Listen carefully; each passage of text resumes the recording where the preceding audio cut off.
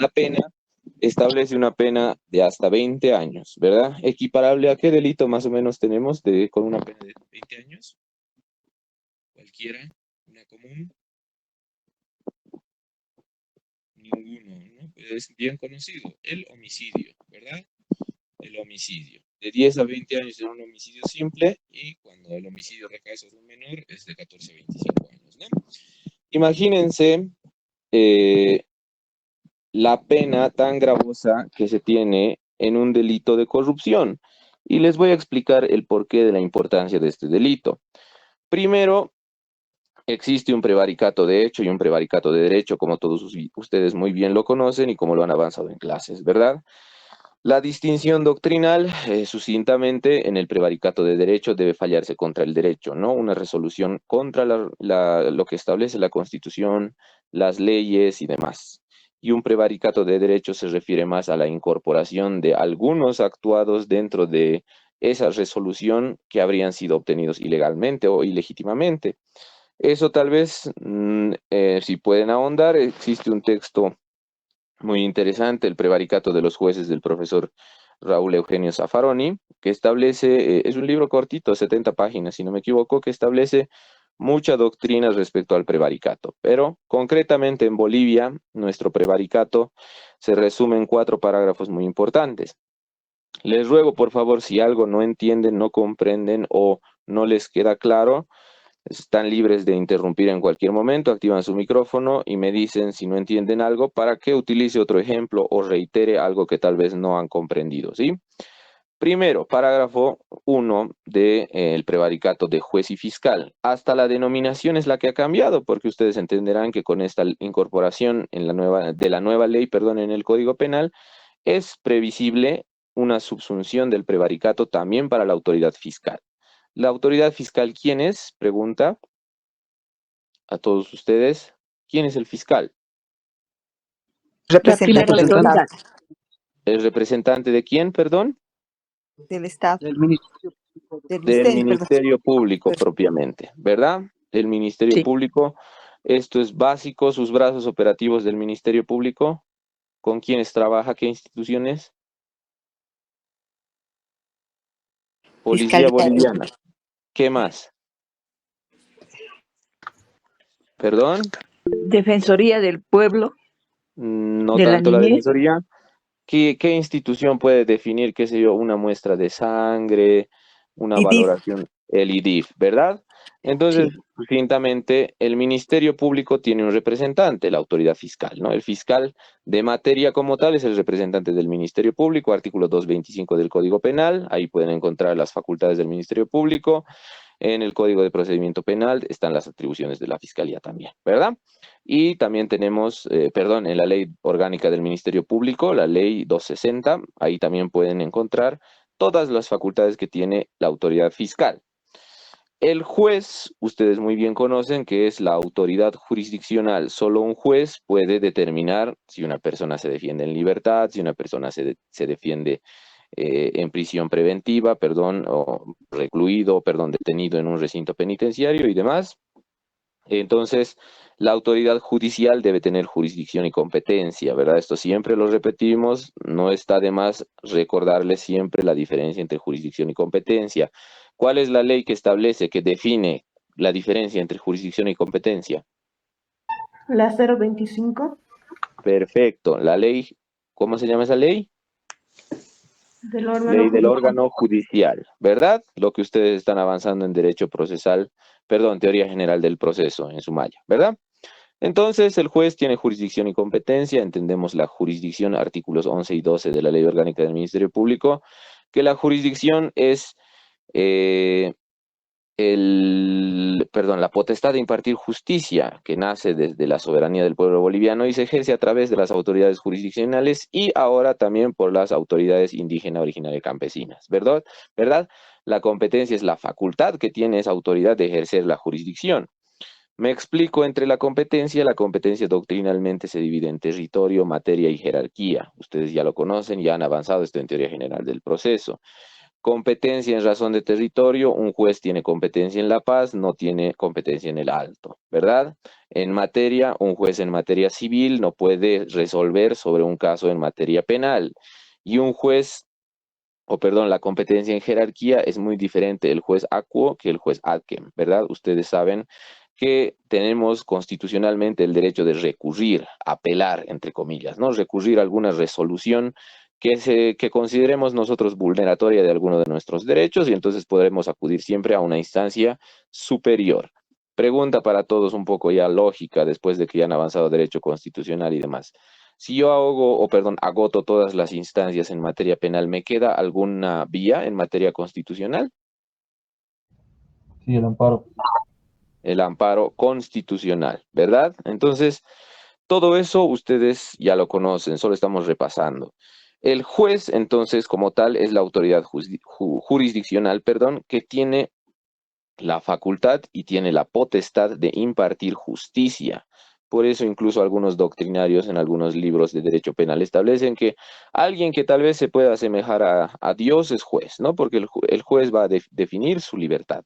El juez va a definir el destino de una persona, y les digo el destino entre comillas, obviamente porque ustedes bien saben que en nuestras cárceles hay muchas personas que tal vez están pagando crímenes que no cometieron, tal vez tienen una pena muy mínima o inferior considerable al delito, o perdón, en consideración al delito que cometieron, ¿verdad?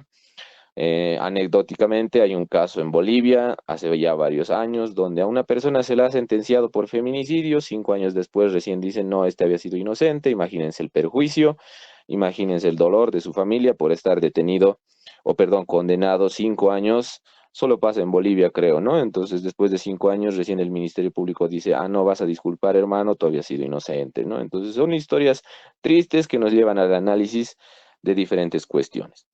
El prevaricato, entonces, para entender, distinguidos estudiantes, ustedes, cuando su examen hipotéticamente se les presente un caso, concretamente el doctor no es de dar vueltas, concretamente el doctor les pondrá la acción típica, el verbo, la condición, con las cuales, herramientas con las cuales ustedes van a poder identificar de qué delito se está hablando, ¿verdad? No es lo mismo que una persona o un funcionario público resuelva o emita una resolución contraria a la Constitución Política del Estado y a las leyes, que un juez en específico que en el ejercicio de sus funciones dicte resoluciones manifiestamente contrarias a la Constitución y demás. Solo con la precisión del sujeto activo ustedes ya se dieron cuenta que un delito, el primero, es resoluciones contrarias a la Constitución Política y a las leyes. Así es el nomen juris del delito. Y el segundo, si es un juez, será un prevaricato, ¿no? Entonces, a partir de eso, es un ejemplo de que si ustedes a lo largo del año, yo asumo que ya tienen la capacidad de poder identificar concretamente cuando leen un tipo penal los elementos objetivos y subjetivos de este, ¿verdad? Los sujetos, la conducta típica con la que se guían por el verbo rector, el elemento jurídico, el elemento material, la condición sine qua non. Si nos vamos a la esfera subjetiva, tenemos el dolo y la culpa nada más, ¿verdad? Entonces, concretamente, si leemos el prevaricato en el parágrafo primero, la jueza o juez, bueno, ahí ya tienen ustedes su crítica, ¿verdad? Que en el ejercicio de sus funciones dicte resolución manifiestamente contraria a la Constitución Política del Estado, al bloque de constitucionalidad o a la ley, aplicables al caso concreto, haciendo lo que éstas prohíban o dejando de hacer lo que mandan. Ahí tengamos una pausa. ¿Qué entendemos primero? Que nuestro sujeto activo, en este caso la persona que debe cometer el delito, es un funcionario público, ¿sí o no? Es funcionario público. Es funcionario público, evidentemente, pero es un funcionario público especial, vamos a decir, ¿verdad? Es un funcionario público en específico, debe ser juez. No nos interesa secretarios, no nos interesa auxiliares de juzgado, porque también son funcionarios públicos. No nos interesan gerentes, no nos interesan jefes de unidad y demás, porque para ellos ya existe el delito de... ¿Qué delito existiría para ellos si resuelven contra la Constitución y demás? Prevaricato. No, para los otros, para los servidores públicos, no estoy hablando del juez. ¿Qué delito sería subsumible para las otras personas? Resoluciones contrarias a la Constitución. Perfecto, exactamente, ¿verdad? Entonces, la primera diferencia que deben precisar acá, Si es que en el ejemplo se les pone un funcionario público, qué sé yo, es alcalde, ¿no? O es ministro de, qué sé yo, de educación, de justicia, emite una resolución contraria a la Constitución y demás. El delito que sería subsumible lógicamente al no definirte que es un juez va a ser, pues por exclusión, el delito de resoluciones contrarias a la Constitución política y a las leyes. Pero si en el ejemplo, en el caso hipotético, se les menciona que es un juez y que falla en contra de la Constitución, de las leyes, del bloque de constitucionalidad y más, estamos hablando de un prevaricato. Por eso se dice en la doctrina que el sujeto activo del prevaricato es un autor, es un sujeto determinado, un autor calificado, porque además de ser funcionario público, debe cumplir con ciertos requisitos. Ejemplo acá, detentar u ostentar el cargo de juez. ¿Sí? Un juez. Creo que hay un micrófono encendido, por favor. Si tiene alguna pregunta, la hace conocer, si no, por favor, les ruego que desactive. Es un juez. Entonces, ¿cuál es la conducta típica del juez dentro del prevaricato? ¿Verdad? Tiene que dictar una resolución, pero esta resolución tiene que ser groseramente contraria a la Constitución y, obviamente, a la luz y a los ojos de las personas debe ser contraria, por ello, manifiestamente. Este término evidentemente se usa para reforzar el elemento subjetivo, que sería el dolo, ¿verdad? Porque no hay un prevaricato culposo como tal. Es lo que se está proponiendo por nuestro profesor de Derecho Penal, pero en la actualidad, obviamente, no está previsible el prevaricato de juez y fiscal culposo. Evidentemente ustedes ya conocen cuál es la propuesta del prevaricato culposo, ¿verdad? La que nuestro profesor Gustavo Camacho ha explicado en varios seminarios. Entonces, tenemos que el juez debe emitir, dictar una resolución manifiestamente contraria a la Constitución y demás que establece ahí, aplicables a un caso concreto, haciendo lo que éstas prohíban o dejando de hacer lo que mandan. Esta parte, este fragmento, haciendo lo que éstas prohíban o dejando de hacer lo que éstas mandan, ¿cómo entienden esta cuestión? ¿Qué elementos o qué categorías jurídicas de derecho penal parte general se aplican acá? Cualquiera. A ver, vámonos por la lista. Dulce Alexis, que no veo. Ibáñez Vidaurre. ¿Recuerda? Los demás piensen, por favor. En un tipo penal, imagínense, por eso toma un poquito de tiempo siempre el prevaricato, ya que es un tipo penal algo complicado, ¿no? No es algo difícil de entender. ¿No está? Mari Ramos, usted, por favor.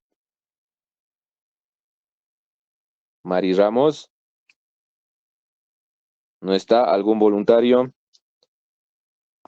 Se refiere a la acción y omisión. Se refiere a la acción y omisión. Perfecto, ¿verdad? Haciendo lo que éstas prohíban o dejando de hacer lo que éstas manden. Cuando una persona hace lo que está prohibido, ¿verdad? Lo que de alguna forma se contraviene un deber establecido en la norma, estamos incurriendo, o perdón, estamos en la esfera de acción, ¿verdad? Haciendo lo que la Constitución, el bloque de constitucionalidad o las leyes prohíben. Estamos yendo en contra de lo que ya está definido, ¿verdad?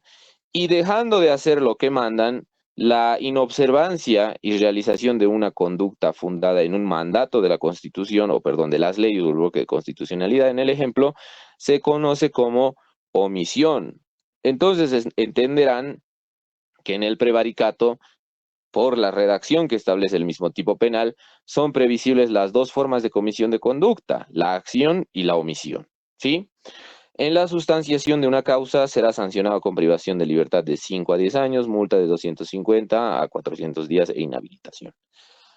Doctor, una Perfecto. pregunta, disculpe. Adelante, por favor. Bueno, no es del paralelo, pero tuvimos una pregunta en el examen con el doctor Segarra y nos decía, si un juez por estupidez, porque esa fue la hace una resolución contraria a la Constitución, ¿estaría cometiendo prevaricato? Muy bien, excelente pregunta, compañera. La estupidez o por descuido, vamos a decirlo, ¿en qué esfera subjetiva tendría que encuadrarla usted? ¿Dolo o culpa? que necesitan el combustible, por lo menos poder llenar un bidón. ¿Perdón? La negligencia, la falta de preparación. El juez es un tonto, no ha estudiado hipotéticamente y aún así resuelve. Dentro de la esfera subjetiva, ¿dónde posicionaría esa negligencia? Para cualquiera del curso, en la esfera subjetiva. ¿Corresponde a dolo o corresponde a culpa? Culpa. Culpa, ¿verdad? Porque ustedes entenderán la culpa, artículo 15, si no me equivoco, del Código Penal. ¿Quién tiene el micrófono activado lo puede apagar, por favor? La culpa es la falta del deber objetivo de cuidado, de acuerdo a la ley. Doctrinalmente, esta falta del deber objetivo de cuidado, parafraseando al profesor Roxin, es obviamente atribuible a la negligencia, impericia, falta de preparación, falta de, qué sé yo, de formación. Y si una persona, un juez, vamos a decirlo entre comillas, es tan tonto, es tan negligente como para no conocer la Constitución, las leyes, los tratados internacionales o el bloque de constitucionalidad, perdón, en específico, estaría incurriendo en negligencia, ¿verdad? Y esta negligencia a la luz del derecho penal se va a traducir como culpa, pero ya les precisé al inicio que... Perdón, Adelante. no puede haber ese error. El juez vive bajo el iuria nuva curia, ¿no? O sea, él conoce de la ley. Es imposible que pueda haber una impericia. Bueno, debería ser imposible, porque el alejamiento en el tipo penal de prevaricato es una, como usted bien lo ha dicho, es una un grosero alejamiento de lo que es la norma, intencional, de manera intencional. Tanto el fiscal como el juez lo deben hacer de manera intencional. Una impericia Obviamente, ¿no? en Yo estoy de este tipo acuerdo con usted. no podría. Por ello es que en el prevaricato, ahora si usted ve el elemento subjetivo, por ello es que es doloso. Por ello nuestro tipo penal solamente concibe la figura dolosa, que una persona conociendo de la ley, conociendo de la Constitución y demás, aún así tiene la voluntad de fallar contrariamente a la Constitución. Por ello, les aseguro, distinguidos estudiantes, el prevaricato en un proceso penal en la vida real es muy difícil porque es casi, no imposible, pero vamos a decir muy complicado de probar esa negligencia del juez. Pero créanme, distinguidos estudiantes, yo obviamente gracias a mis grandes profesores, el doctor Osvaldo Segarra y el doctor Gustavo Camacho, estoy en el área del litigio y se ve que muchos jueces no es tan grosera la contrariedad con la Constitución, las leyes y demás, pero que fallan de manera absurda. Por eso también tenemos un derecho de recurrir, ¿verdad? Y obviamente en la práctica, en el ejercicio profesional, ustedes obviamente van a poder determinar que la negligencia existe, distinguidos estudiantes. La impericia, la estupidez, entre comillas, existe, no solo en hablando de jueces, ¿no? A nivel de la administración pública. Y eso corresponde a una falta de preparación respecto de lo que una persona, las funciones, perdón, que una persona va a desempeñar. Pero, entonces en este caso, evidentemente, si el juez fallaría por negligencia, por impericia y demás, en la redacción del tipo penal actual no se podría subsumir, porque el tipo penal solamente concibe la figura dolosa en la esfera subjetiva, ¿sí? No tiene inmersa la culpa. Por consecuencia, no podemos subsumir por negligencia, por falta de preparación, por impericia, por falta de formación, ¿sí? Eso que quede muy claro. En este caso estaría cometiendo prevaricato, entonces. Tendría que demostrar usted el dolo, ¿no? El dolo. Porque si es por negligencia o impericia, tristemente el prevaricato no hay prevaricato culposo, por lo tanto la figura no va a poder ser subsumida, ¿verdad? Y eso entonces ustedes muy bien saben que si la figura no establece como tal expresamente la figura culposa, solamente es previsible la figura dolosa. Y eso lo establece el famoso artículo 13.4. Perfecto, muy bien. Veo que están estudiando. Entonces, esas cositas, uno parecería loco repetir a cada rato.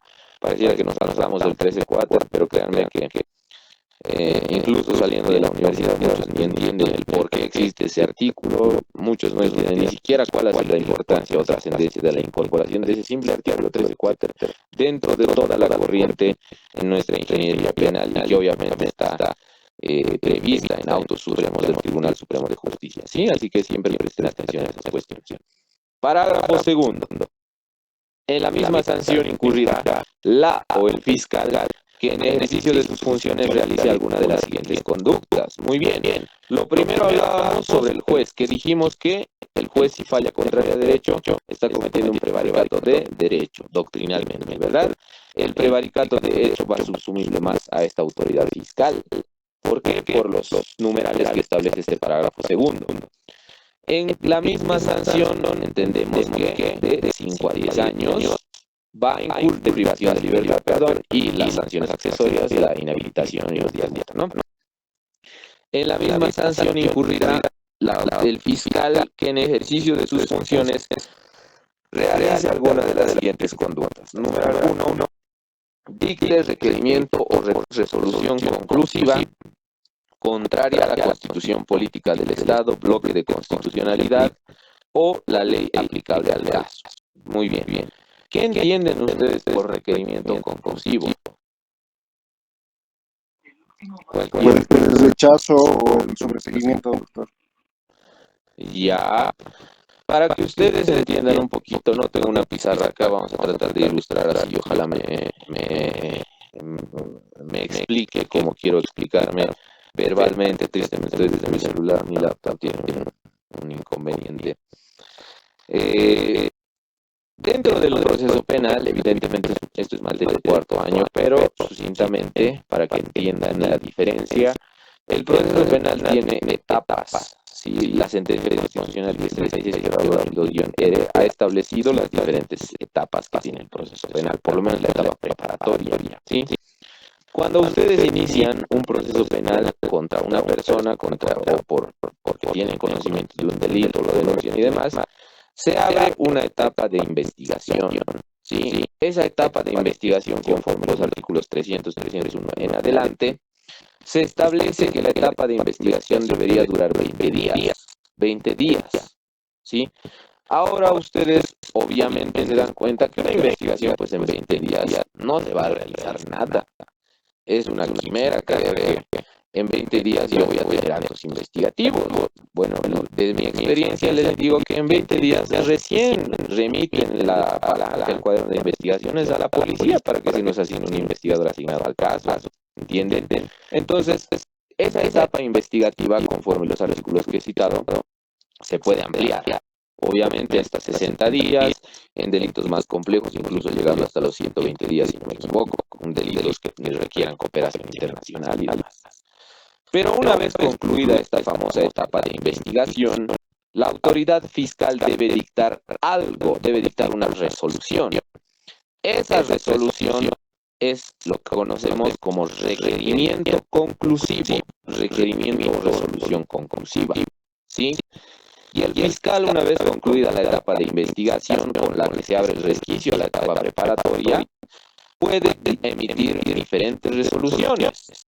Una imputación formal, repito, al concluir la etapa de investigación, puede emitir una imputación formal, puede emitir una acusación formal, puede emitir, una imputación formal, un rechazo de denuncia puede emitir, olvídenlo de la acusación, puede emitir una imputación, puede emitir un rechazo, puede emitir un requerimiento de salida alternativa, qué sé yo, un procedimiento abreviado, cuando evidentemente hay suficientes elementos y el autor del delito declara su culpabilidad.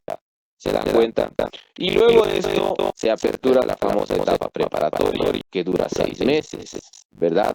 Que mucho depende desde la notificación, pero eso no es objeto de discusión acá, que debería durar 6 meses de acuerdo a la ley, y que en ese momento el fiscal debe emitir otro requerimiento conclusivo, una acusación formal, un sobreseimiento u otra vez una salida alternativa. ¿Sí? Con estas etapas, entonces, más o menos ustedes entienden qué es ese requerimiento o resolución conclusiva.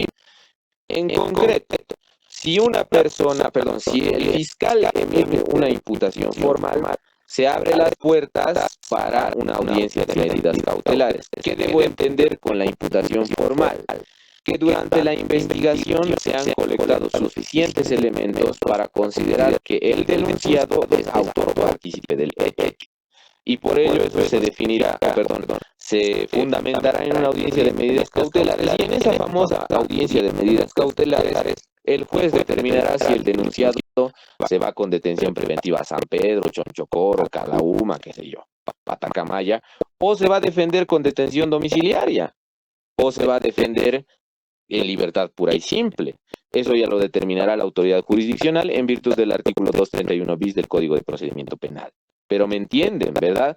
En cambio, si el fiscal al concluir la etapa de investigación que estamos usando como ejemplo, emite un rechazo, significa que no se han colectado los suficientes elementos de convicción para sostener que esa persona, que el denunciado, es autor o partícipe del hecho. Y evidentemente hay más cuestiones procesales acá, pueden objetar ese rechazo, tendría que irse a la Fiscalía Departamental, una resolución jerárquica y demás, pero con eso no les voy a confundir con más términos, porque no es el objeto de esto. Pero me entienden ahora qué es ese requerimiento o resolución conclusiva contraria a la Constitución Política del Estado, bloque de constitucionalidad o ley aplicable al caso. Ahora vámonos con un ejemplo. ¿Qué pasa, por ejemplo, que hipotéticamente presenciamos un hecho de feminicidio? ¿Verdad? ¿Qué pasa si presenciamos un caso hipotético de feminicidio donde al feminicida se lo aprende, ¿no? Se lo descubre, se lo observa en el momento de la realización del delito, en flagrancia. Había testigos y él mató a una mujer por las diferentes causales que establece el numeral 9, cumple la cabalidad del feminicidio. Muy bien, se lo aprende, se hace una acción directa, se lo lleva ante la autoridad fiscal, el proceso se abre, se comunica a la autoridad jurisdiccional y en 24 horas debería imputar el fiscal. Eso establece el procedimiento cuando es un delito flagrante. Pero ¿qué pasa? Que habiendo testigos, imagínense, 50 testigos que han presentado el feminicidio, hay cámaras, hay declaraciones de los testigos, se ha aperturado el caso, el sindicado ha declarado y el fiscal rechaza el caso. ¿Cómo entienden ustedes esa situación? ¿Es prevaricato o no es prevaricato? Compañeros. Hola, hola. Sí, es prevaricato porque solamente se necesitan elementos suficientes para, como usted dijo, para ser partícipe o autor, para generar la imputación formal. En todo caso, el rechazo no correspondería porque hay prueba testifical. Bueno, las pruebas son tres, ¿no? Testificales, periciales y documentales, ¿no? Documentales. Y evidentemente, exactamente, compañero, ¿no? Se entendería por prevaricato. ¿Por qué? Porque el fiscal primero estaría vulnerando muchos derechos constitucionales, derecho de acceso a la justicia, derecho de petición y demás, ¿no? Pero además, concretamente, el Código Penal ya establece pues las causales en las que el fiscal puede imputar y otras en rechazar. Por ello, toda resolución emitida por autoridad jurisdiccional o administrativa debe estar debidamente fundamentada y motivada. No es nomás emitir un requerimiento por emitirlo, porque el fiscal paralelamente se le puede iniciar un proceso disciplinario que nada que ver con el prevaricato, pero que también podría ser previsible iniciar una acción penal por prevaricato contra este fiscal. ¿Por haber hecho qué? Por haber emitido ese requerimiento o resolución conclusiva contrario a lo que establece la Constitución Política del Estado, el bloque de constitucionalidad, la ley, aplicables al caso. ¿Me entienden? ¿Verdad? ¿Cuál es la otra forma? Porque hay dos conductas típicas para el fiscal. Y en la segunda forma de cometer prevaricato es el numeral 2. Utilice o incorpore en el proceso a su cargo medios de prueba o pruebas falsas o ilícitamente obtenidas sabiendo que lo son. Esto es un poco menos materializado en la vida real, porque obviamente cualquier fiscal, aquí creo yo que sí, realmente la coacción, la coacción psicológica de la ley en su vertiente de prevención general funciona, ¿no? No es nomás que el fiscal vaya a incorporar algo, porque ustedes como abogados diligentes van a poder observar que el proceso se está realizando conforme a ley o no, y ustedes incidentarán, presentarán una excepción o utilizarán los medios de defensa que la ley les faculta. Pero no está de más precisar siempre que si el fiscal va a añadir, va a adicionar al proceso que está a su cargo dentro de la investigación medios de prueba falsas, una declaración, una valoración psicológica, una pericia psicológica, un estudio grafológico, un estudio de dactiloscopía, puede ser cualquier medio de prueba, pero que ha sido falsa o es falsa o ha sido ilícitamente obtenida y sabe, el fiscal conoce de que esa ha sido la forma de la obtención de ese medio de prueba y a pesar de eso incorpora esa prueba en el proceso a su cargo, está cometiendo prevaricato. Me dejo entender, ¿verdad? Numeral 3, les repito, cualquier Doctor. inquietud, duda, perdón, adelante, exactamente, pueden cortar. Adelante. Con respecto a esta parte, por ejemplo, la introducción de prueba obtenida de manera ilegal, en el proceso del juicio oral, ¿acaso no ingresa un periodo de exclusión probatoria? Ya, muy bien, les respondo, distinguido compañero. Esta forma del prevaricato para el fiscal, ya que, como usted bien dice, cualquier abogado va a recurrir, ¿no? Y va a poder incidentar, digamos, cualquiera de estos aspectos. Evidentemente. La esfera ya del juicio oral es una esfera donde se tiene que judicializar la prueba, ¿no? Para que me entiendan, es una etapa en la que previamente a judicializar la prueba hay una fase que se llama exclusión probatoria, si no me equivoco, el 172 o 272 del Código de Procedimiento Penal. Pero para llegar a esas instancias se infiere que ya se han sobrepasado superabundantemente diferentes filtros. La etapa de investigación, el inicio de la etapa preparatoria, el desarrollo de la etapa preparatoria y conclusión de la etapa preparatoria. O sea, para entonces sería muy difícil, ¿verdad?, que no nos hayamos dado cuenta que el fiscal haya incorporado un medio de prueba falso. Y como les digo, en la práctica, esto un poquito, tristemente, el prevaricato, así se los tendría que explicar con ejemplos de la práctica, porque utiliza terminología, no te establece, el Código Penal no tiene un diccionario a qué significa requerimiento conclusivo. En eso tienen que acudir tristemente, bueno, felizmente creo yo, para el acucioso, a autos supremos, a jurisprudencia y demás, ¿no? Pero en concreto, como hablamos del fiscal, debería suceder esto más que todo, creo yo, en etapa de investigación, antes de de emitir un requerimiento conclusivo para culminar toda la etapa de investigación, como es la acusación formal o el sobreseimiento, ¿sí? Vámonos una precisión, perdón. Adelante.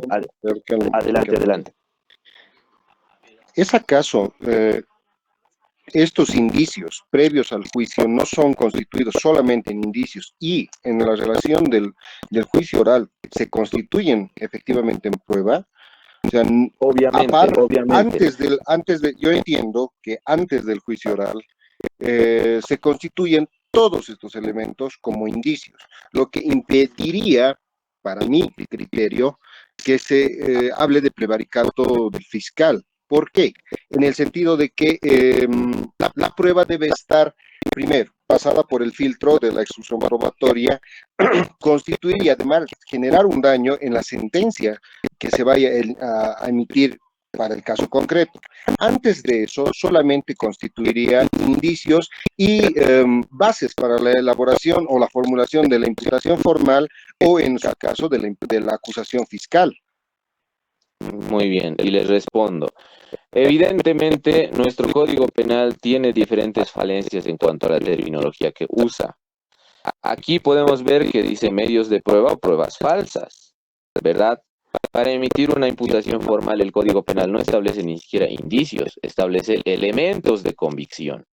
Entonces, el prevaricato puede ser previsible, no siempre cerrándose a que pasada el periodo de exclusión probatoria y en el momento en que se judicializa la prueba, que doctrinalmente desde ese momento sería prueba como tal, no es excluyente respecto de los actos anteriores, porque evidentemente si un fiscal para emitir un requerimiento conclusivo, una resolución conclusiva, no podría emitir nada se da cuenta, distingue compañero, para una acusación, rigiéndonos por lo que usted dice, necesito prueba, muy bien, necesitaría entrar al juicio, pero una acusación necesita ser emitida antes del juicio oral, entonces sería contradictorio, ¿verdad? Por ello, no es excluyente respecto de las otras etapas, ¿no? Es más que todo, creo yo, una, vamos a decir, ligereza en cuanto al legislador al haber utilizado esta terminología, pero que se entienda bien en qué consiste la conducta típica, ¿sí? Vamos con el parágrafo tercero. Si como resultado del prevaricato en un proceso penal se condene a una persona inocente, se le imponga una pena más grave que la justificable o se le imponga ilegalmente la detención preventiva, la pena prevista en el parágrafo primero será agravada en un tercio y demás, ¿no? Eso creo yo que no requiere explicación. Es completamente comprensible y deberíamos haber iniciado un proceso penal por prevaricato en el caso que les había mencionado, ¿no? Que les agradecería que lo busquen. Era, si no me equivoco, evidentemente una persona sentenciada por feminicidio, ¿sí? Vamos con el numeral cuarto, que es la última incorporación que les había dicho, cuando el prevaricato se cometa en un proceso penal en trámite o en etapa de ejecución de sentencia, se dan cuenta que es una de las últimas etapas, por delitos de feminicidio, infanticidio y violación de infante, niño y adolescente, la pena de privación es de 8 a 20 años, que lo sustancial en eso, y si se les pregunta cuál sería la diferencia, qué adición tiene desde esta ley a otra ley, o qué conductas típicas existen en el prevaricato, no está de más que mencionen estas, que hay mucha disquisición, ¿no? No muchos están de acuerdo, otros sí, otros no, pero si se trata de un caso violación niño, niña, adolescente, un delito de feminicidio, evidentemente se entiende ya desde materia constitucional y en tratados internacionales que la mujer y el menor y las personas de la tercera edad merecen una protección reforzada por parte de las instituciones, ¿no? Por ello existen incluso, ustedes muchos, escucho mucha crítica en cuanto a la ley 348, otros aplauden, otros la critican, ¿no? Evidentemente tenemos nuestros propios criterios, pero incluso esta protección reforzada de la mujer se traduce en las famosas medidas de protección, ¿no? Que evidentemente son medidas que se adoptan incluso ya antes de realizar los actos investigativos, pero esa no es la discusión acá, ¿sí? Ahí lo que tienen que considerar es más que todo la pena, no es tan difícil comprender en qué tipos de delitos se produce esta agravante, pero la pena sorprende de 8 a 20 años y no mentiría si digo que es proporcional, pero como la mujer y el menor y las personas adultas mayores merecen una protección reforzada, es por ello que el legislador tal vez ha dispuesto que el máximo en este caso, en este tipo de casos, perdón, sea de 20 años. Asimilable, o perdón, asemejado a lo que el homicidio establece, ¿sí? Bueno, vamos con otros delitos. Retardo de justicia, omisión de denuncia, desobediencia judicial. A ver, si activan su micrófono y me dicen, si quieren alguno en específico, me hablan. Pero imagínense, hemos hablado del prevaricato, creo, más de 30 minutos. ¿Legitimación está bien? ¿Cualquiera? Sí, ¿verdad? Pero de esto creo que hemos hablado. ¿Estamos bien con legitimación, sí o no? Hemos estudiado eso, doctor. A ver. ¿Alguno más? Concretamente, bueno, veo puro deditos arriba. Ya, vamos a repasar la legitimación, ¿sí? Muy bien. La legitimación de ganancias ilícitas, otro de los delitos un tanto complicados dentro de todo nuestro Código Penal, pero, a ver, por partes. Como les dije, siempre deben tratar de identificar la conducta típica que es clave, ¿sí? Vámonos con la legitimación. El que a sabiendas convierta o transfiera bienes, recursos o derechos vinculados a delitos de. La primera forma de comisión del delito de legitimación de ganancias ilícitas entonces es convertir, transferir bienes, recursos o derechos vinculados a ciertos delitos. Y estos delitos están descritos en toda la descripción del tipo, ¿no? Fabricación, transporte, comercialización, tráfico ilícito y concluye en privilegiada, información privilegiada, ¿verdad? Acá puedo editar. Creo que sí. Muy bien. Se ve en mi pantalla, espero que se vea que estamos rayando. Miren. La primera forma de comisión entonces está acá, del delito. El que a sabiendas convierta, transfiera recursos y demás. Hasta acá. Hasta acá. Información privilegiada. Todo delito se hace con una finalidad, sí. Y la finalidad en la legitimación de ganancias ilícitas es ocultar o encubrir su origen ilícito, ¿sí? O colaborar con quien estuviera involucrado en estos delitos. Hasta ahí acaba la primera forma de comisión del delito. ¿Cuál es la segunda? 1 con verde. ¿Cuál es la segunda forma de comisión del delito? El que a sabiendas oculte o disimule la verdadera naturaleza, fuente, ubicación, disposición, movimiento, titularidad de tales bienes, recursos o derechos que provienen de la comisión de los delitos ya citados. La segunda forma con rojo, ¿sí? Y la tercera forma de comisión del delito. Perdón, aquí me quedé acá. Adquirir, poseer, utilizar esos bienes, derechos o recursos, señalados, derechos y a sabiendas, y en el momento en que su recepción, en el momento de su recepción, que sean producto de los delitos señalados, otra vez, ¿no? 3 formas de cometer el delito de legitimación de ganancias ilícitas. Una, si conociendo yo convierto, transfiero bienes, recursos, derechos vinculados a toda esa lista de delitos que subrayamos acá, ¿no? Con amarillo. Todos estos delitos que estoy subrayando. Hasta donde concluye el verdecito, que es acá. Si yo, conociendo de esta situación, transfiero bienes, recursos o derechos que han sido objeto, que su obtención ha nacido a partir de la comisión de uno de esos delitos citados, estoy incurriendo en la conducta típica, la primera, ¿verdad? Segundo, si una persona conociendo que se ha obtenido diferentes ganancias a partir de esos delitos, oculta, disimula su naturaleza, su fuente, de dónde ha nacido, la ubicación de ese dinero, ¿verdad? Está incurriendo en la conducta típica del numeral 2.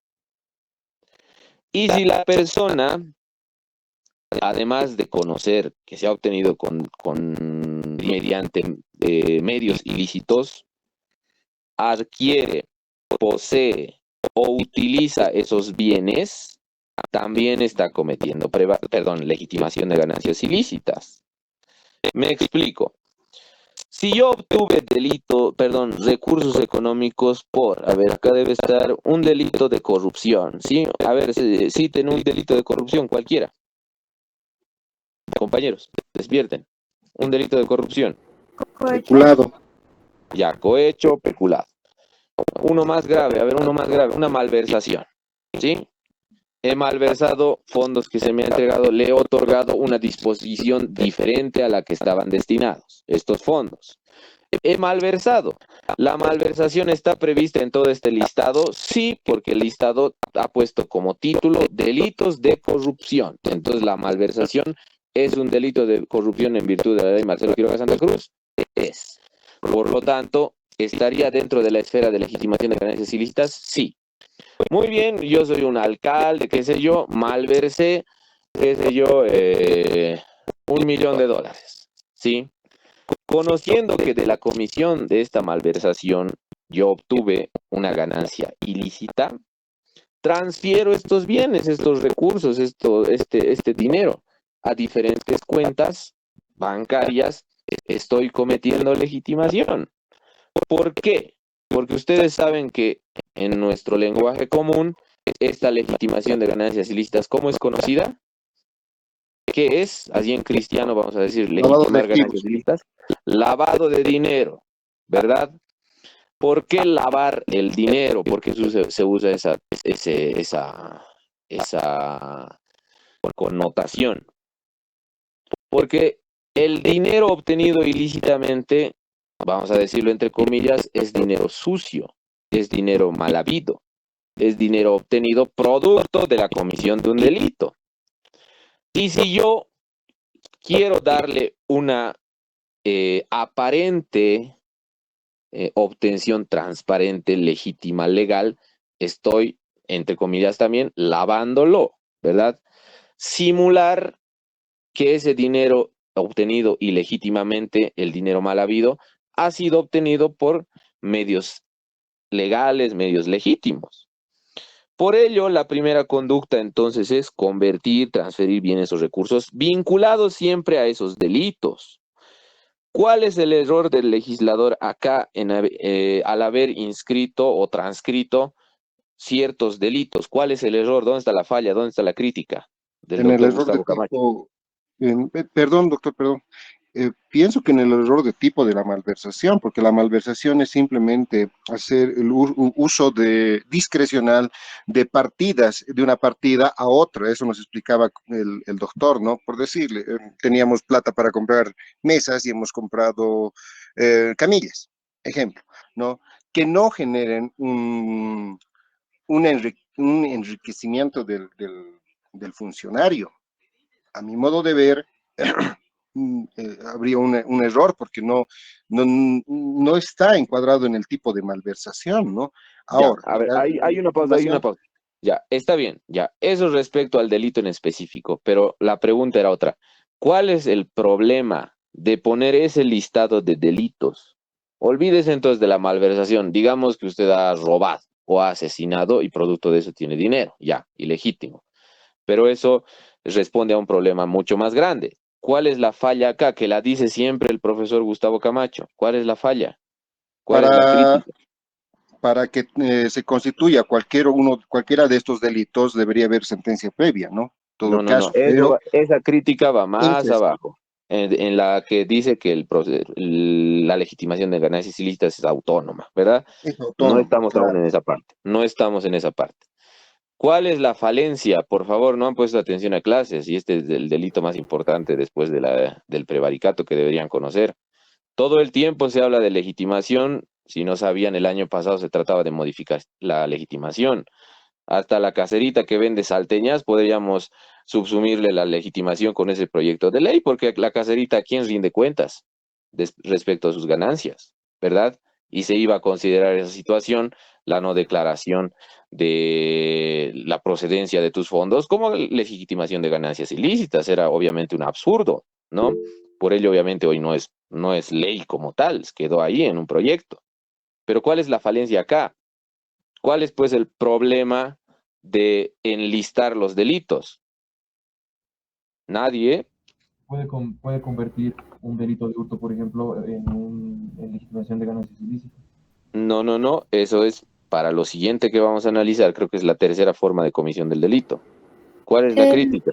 el doctor mencionaba en la crítica que este es un tipo penal, en sus palabras, monstruoso, porque, bueno, es bastante fácil hacer un concursilidad de delitos y también el hecho de que el tipo penal está redactado de una manera bastante grande que, aparte de dificultar la comprensión del delito, hace que, por ejemplo, en delitos menores como el robo, o bueno, muy menores, podamos utilizar la legitimación de ganancias ilícitas para que se suba la pena. Por eso también lo de la caserita, que podría incluso ingresar en este tipo.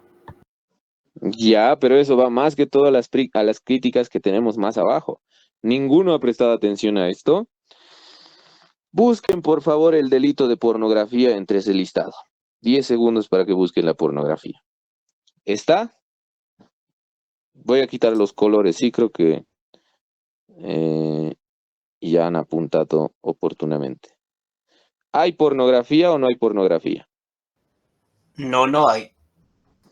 Yo les pregunto, ¿la pornografía sería un medio para cometer, perdón, para adquirir dinero mal habido?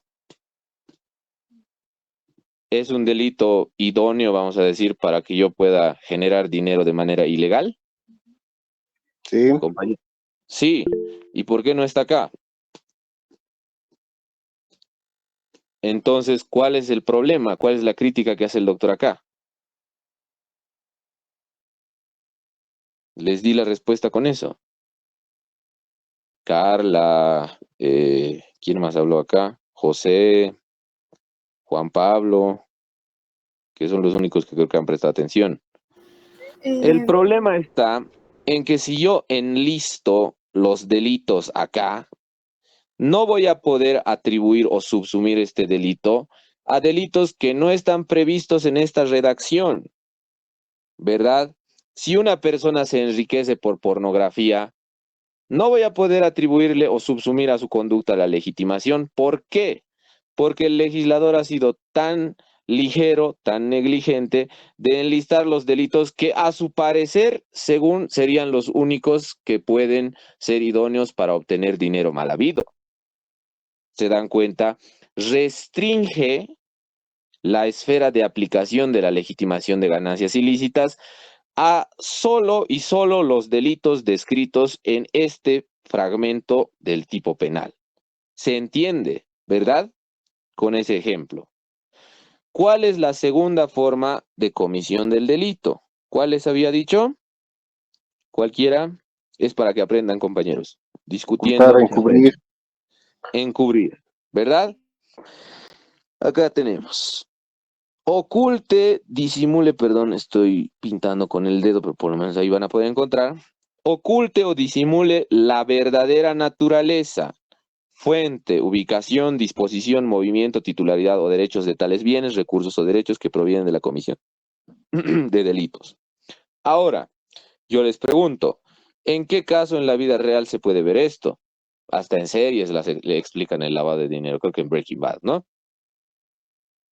¿Cómo yo oculto? ¿Cómo yo disimulo la verdadera naturaleza?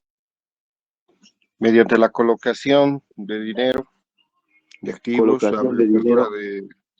apertura o lavado, lo que habíamos estudiado del lavado era, ¿no? Que existen fases de la FINCE, si es que no me equivoco, que identifican primero la colocación de dinero, mezclando dinero en negocios lícitos.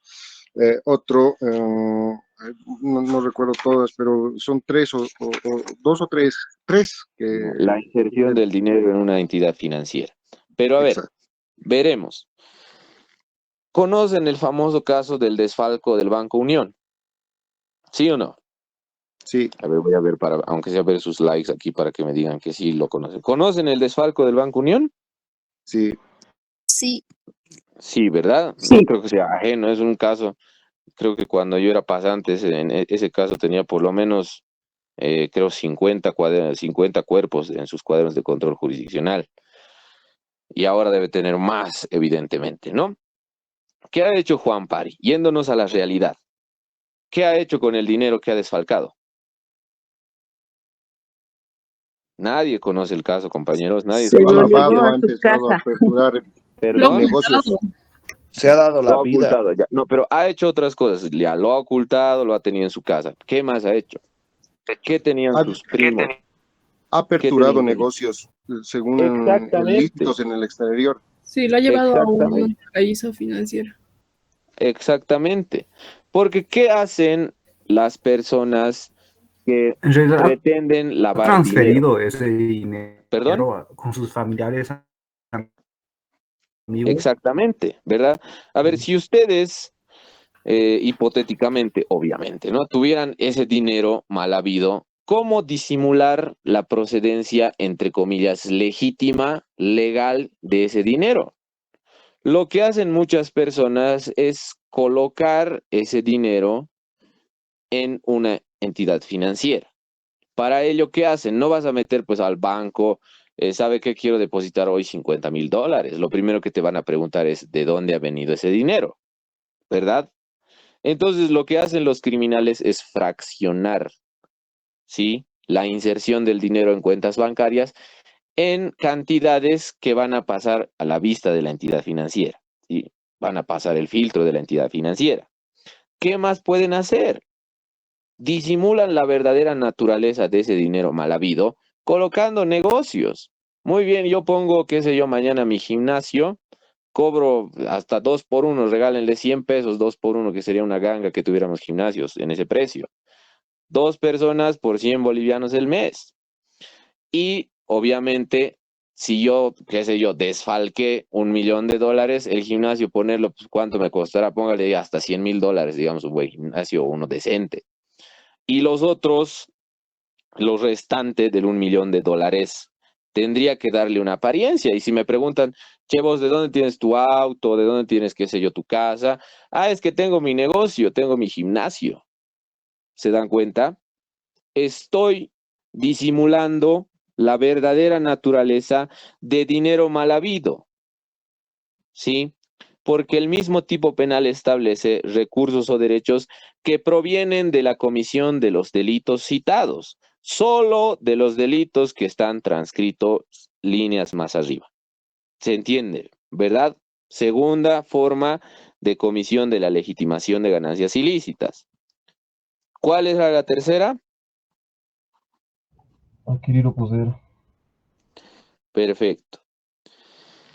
Acá tenemos entonces, adquiera, posea o utilice esos bienes o recursos a sabiendas que el momento de su recepción son producto de los delitos señalados. Muy bien, seguimos en Juan Pari, hipotéticamente, yo soy, supongamos que el primo de Juan Pari, y sé que él ha desfalcado al Banco Unión, a una institución financiera, y me dice, ¿sabes qué, hermano? Tantos años nos conocemos, tengo un dinero, y me lo confiesa, hagamos eso más, me lo confiesa que he desfalcado, pero vos como eres mi familiar, te voy a dar, qué sé yo, $100.000 porque me lo guardes, ¿sí? De acuerdo al tipo penal, yo debo saber con antelación que al momento de la recepción de ese dinero, debo conocer que ese dinero es mal habido, ¿sí? Porque eso establece el tipo penal. O al momento de adquirir, poseer o utilizar estos bienes, recursos, ¿sí? Eso establece el tipo penal. No puedo poseer, no puedo utilizar, disponer de esos recursos, ¿sí? Porque ya estaría cometiendo también legitimación de ganancias ilícitas. Creo que otra media hora se nos fue en la legitimación. Entonces, no puedo yo realizar esas conductas porque estoy incurriendo en lo que establece el tipo penal respecto a la conducta típica, ¿sí? 3 formas de cometer legitimación, por ello el doctor le dice, es un monstruo de 3 cabezas este tipo penal, evidentemente tiene muchas fallas y abre las puertas para una persecución penal desmedida, ¿no? El segundo párrafo establece, el delito se aplicará también a las conductas descritas previamente, aunque los delitos de los cuales proceden las ganancias ilícitas hubieran sido cometidos total o parcialmente en otro país, siempre que esos sean considerados delictivos en ambos países. Conocen ustedes el principio de territorialidad, principios básicos de la ley en cuanto al territorio, ¿no? Artículo 1 del Código Penal. Entonces eso es completamente comprensible. Tercer párrafo. El que facilite o incite a la comisión de este delito será sancionado con privación de libertad de 4 a 8 personas. La incitación, ¿cómo se lo tiene o en qué categoría jurídica se tiene del derecho penal? Incitar. Compañeros. Hola. Incitar. Parte general. Esto es básico, distinguidos estudiantes. Nadie.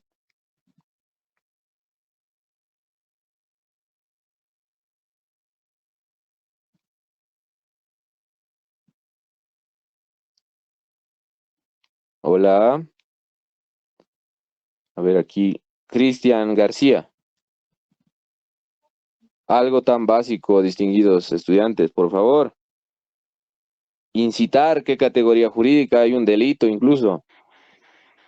El artículo 22, doctor, el instigador, Ya, la el que instigación. dolosamente determine a otro la comisión de un hecho antijurídico doloso Per- será sancionado con la pena prevista por el autor del delito. perfecto, perfecto, José Antonio, perfecto. Está previsible, entonces ustedes lo comprenden. La persona que facilita a la legitimación o que determina a otro a cometer legitimación también tiene su sanción de hasta 8 años, ¿sí? Y el cuarto párrafo del que todos ustedes estaban hablando, que me alegra que hayan comprendido la importante complicación que tiene este artículo, se ratifica que el delito de la legitimación de ganancias ilícitas es autónomo y será investigado, enjuiciado y sentenciado sin necesidad de sentencia condenatoria previa respecto a los delitos que ya conocemos, ¿no? ¿Qué significa esto? Que puedes aperturar un proceso penal por un delito que aún no tiene sentencia. porque establece investigado, enjuiciado y sentenciado sin necesidad de sentencia condenatoria previa. O sea, uno entendería que para aplicarte legitimación deberían haberte por lo menos demostrado con sentencia condenatoria que eres autor de cualquiera de los delitos, pongámosle proxenetismo, ¿sí? Muy bien, y a partir de eso ampliarte ya la investigación recién. Pero al este delito determinar que no se requiere una sentencia condenatoria, es subsumible a cada situación por legitimación de ganancias ilícitas. ¿Está el robo dentro de este artículo, compañeros? Sí. Ya, está el robo. Yo robo 3 garrafas, me he metido a la casa de la vecina y sustraje, me apropié con violencia sobre las cosas, perdón, violencia sobre las personas o intimidación sobre las personas o fuerza sobre las cosas. Muy bien, sustraje 3 garrafas. ¿Es robo o no es robo? Es robo, ¿verdad? Es robo. Es robo. Cumpliendo con los elementos típicos del robo, es robo. Y a partir de eso, se me va a iniciar, además de que sea por robo, porque así lo tiene previsto el artículo, se me puede iniciar legitimación de ganancias ilícitas. ¿Por qué? Porque no requiere, de acuerdo al tipo penal, que se me haya demostrado la autoría del delito de robo con sentencia ejecutoriada, porque existe un principio constitucional que se llama, que garantiza que ustedes accedan a un juicio previo, a ser escuchados, a una tutela judicial efectiva, hasta que tenga sentencia. ¿Cómo somos considerados, pues? Inocentes. Inocentes. Inocentes. Existe una Hasta presunción de que no se inocencia, le declare ¿verdad? culpable. Hasta que no se nos demuestre lo contrario con sentencia condenatoria ejecutoriada. Pero si el mismo tipo penal está diciendo, no se requiere sentencia, señor fiscal, ¿no? Por esas 3 garrafas, por el robo de 3 garrafas, ¿cuánto tiene el robo de pena? Si no me equivoco, un máximo de 10 años cuando es agravado, ¿no? Corríjanme si estoy mal. Por el robo de 3 garrafas, le puedo meter legitimación de ganancias más, que son otros 10 años.